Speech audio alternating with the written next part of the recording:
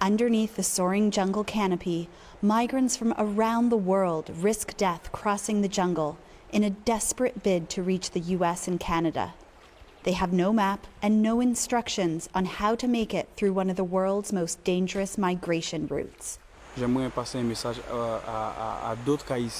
would like to send a message to anyone who is thinking of doing this route. It's very dangerous. If I knew this, I wouldn't have done it. Many migrants spend a week or even 2 on this trail before they reach a village and safety. But these journeys started long before. Migrants from Asia, the Middle East, and Africa flew into Ecuador or Brazil, where visa requirements are somewhat lax. Haitians also use this route as a springboard north. But to get from Colombia to Panama, they have to cross the Darien Gap by foot. It's the only missing 66-mile break in the Pan American Highway from the tip of Argentina up to Alaska.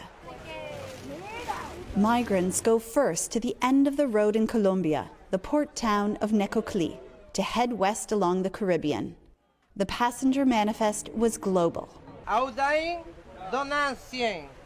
Most had little idea of what lay ahead. They dock in Capurganá, a tourist town, now a trailhead for migrants headed into the Darien.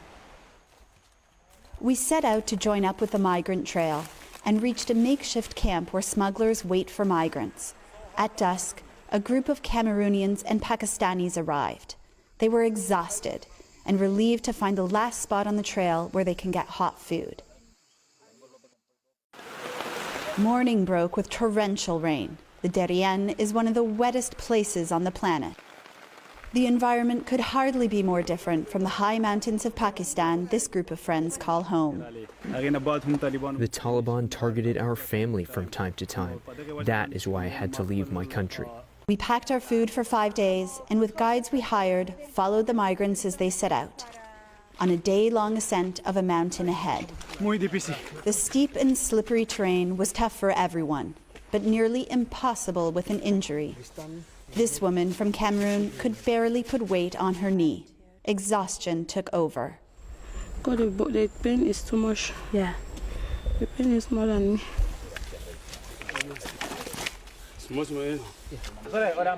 Up the mountain, the smuggler the Cameroonians and Pakistanis hired demanded payment. As we hiked, young men carrying square backpacks filled with bricks of cocaine passed us. We were told to expect their heavily armed security patrolling, so we put our camera away. I'll fall. My foot.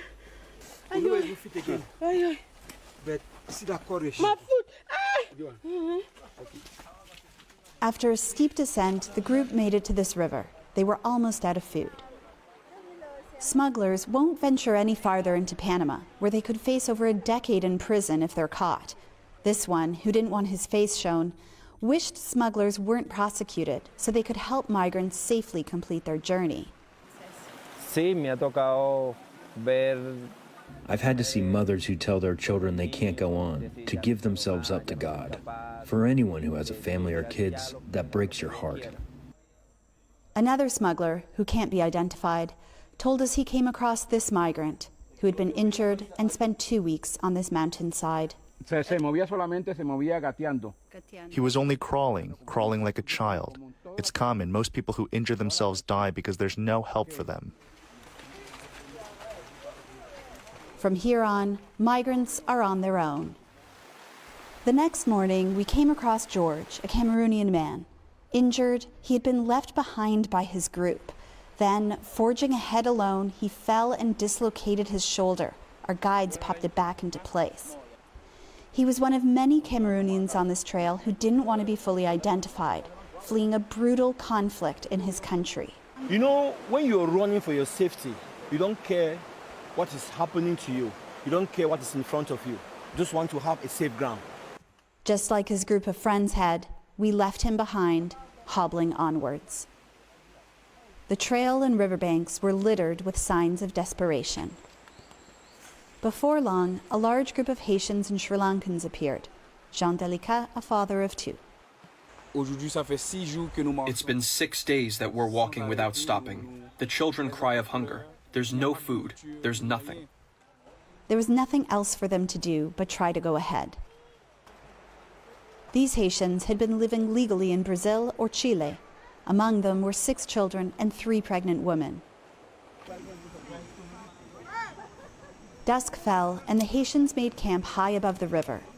It was hard to find wood dry enough to make a fire, and even harder to find food to cook. The night's catch, a few fish. Lying smugglers often tell migrants they're almost to their destination, which is why many, like Delicat, had already tossed their clothing and food. The bread are finished right now. I have read nothing here. Nothing. Your Bible? My Bible. Yes, my Bible. And my book. Where'd you go?